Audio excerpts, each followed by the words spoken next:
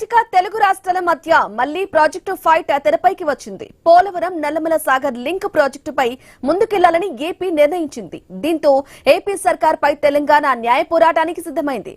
ఇక ఏపీ చేపడుతున్న పోలవరం నల్లమల లింక్ ప్రాజెక్టుపై సుప్రీంకోర్టులో పిటిషన్ దాఖలు చేసేందుకు తెలంగాణ సిద్దమవుతోంది. తెలంగాణ తరపున అభిషేక్ మను సింఘ్వి వాదనలు వినిపించనున్నారు.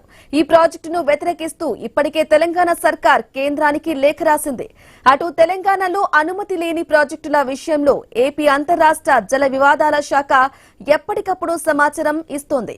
తెలంగాణ సర్కార్ సుప్రీంకోర్టుకు వెళ్తే లీగల్ గానే సమాధానం చెప్పాలని ఏపీ నిర్ణయించింది.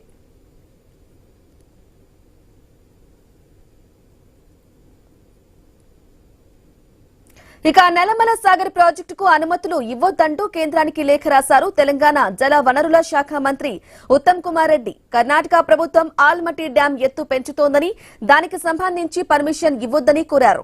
కృష్ణా గోదావరి జిల్లాల్లో నీటి కేటాయింపులు, తెలంగాణ ప్రాజెక్టులకు అనుమతులు కోరుతూ కేంద్ర జలశక్తి శాఖ కార్యదర్శికి ఉత్తమ్ లేఖ రాశారు.